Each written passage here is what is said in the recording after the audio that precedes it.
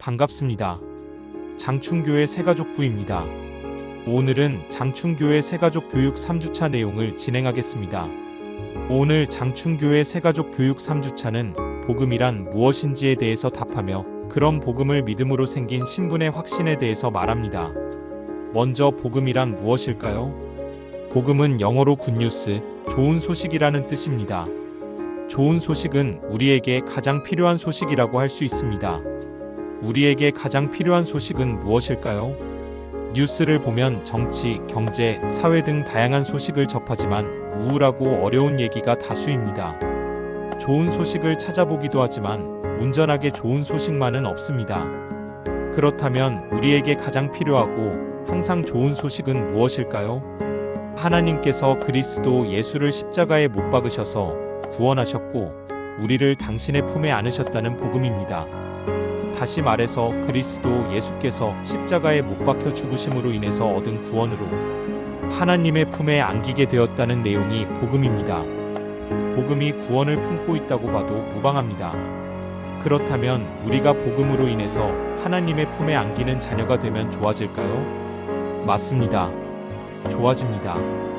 어떻게 좋아지냐면 원래 목적인 하나님 중심의 삶을 살게 됩니다. 단순히 수동적인 삶이 아니라 삶의 목적이 분명히 바뀌게 됩니다. 흔히 세상은 자신의 욕구와 바램으로 살아갑니다.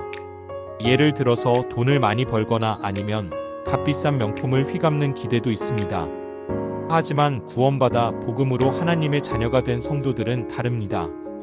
그 삶은 다음처럼 세 가지로 삶의 목적이 변합니다. 먼저 무조건적 사랑인 용납을 받습니다.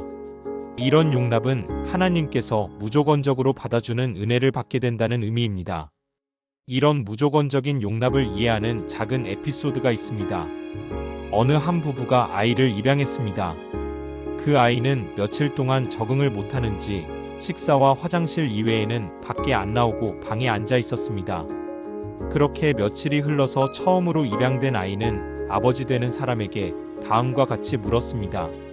아버지, 혹시 제가 저 냉장고 안에 콜라 한 캔을 마셔도 될까요? 아버지는 그런 아들의 손을 잡고 냉장고 앞에서 다음과 같이 답했습니다. 앞으로 이 집 안에서 너는 나의 허락을 받고 다닐 필요가 없단다.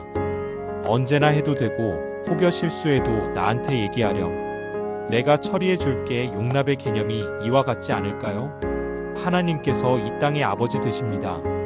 그리고 그런 아버지는 자녀된 우리의 허물을 아십니다.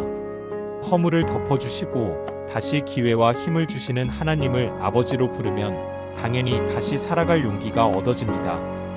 든든히 얻어지는 그 놀라운 용기와 힘을 하나님에게 공급받는 것이 용납입니다. 다음으로 삶의 이유와 목적인 특별한 존재가 됩니다. 특별한 존재는 영어로 시그니처 SIGNATUR이라고 합니다. 이것은 자신들의 커피하우스에서만 먹을 수 있는 커피를 표시하는 것처럼 하나님의 자녀는 하나님 자녀만에 비교할 수 없는 독특함으로 살아가게 된다는 의미입니다. 그래서 비교가 없고 질투와 시기보다 목적에 맞춰서 살아갑니다. 돈을 누가 더 많이 받았는가? 더 넓고 한강변에 사는가? 이것보다 더 기억할 것은 지금 하나님은 나에게 어떤 목적과 기대감을 가지고 계신가? 그 목적에 따라서 살아가는가? 라고 묻고 순종합니다. 마지막으로 우리는 영적 새가족이 됩니다. 이런 용납과 특별한 존재로 살아가는 것은 혼자서 하기 어렵습니다. 가족처럼 그리스도 예수를 머리 삼고 모습은 다르지만 각자의 삶을 살아가는 은혜를 함께 누립니다. 이것이 신분의 확신이며 이것도 믿음의 영역입니다. 흔히 구원을 얻고 나면 신분은 저절로 따라온다고 여기지만 이것도 믿음이 됨을 기억해야 합니다. 이렇게 신분도 믿게 된 자는 일상에서 어떻게 살아가게 될까요? 복음으로 사는 온전한 원리를 배우고 알아갑니다. 이런 온전한 복음의 원리는 흔히 3F 기차로 표현합니다. 기차의 가장 뒤에는 필링입니다. 인간은 삶에서 감정을 느낍니다.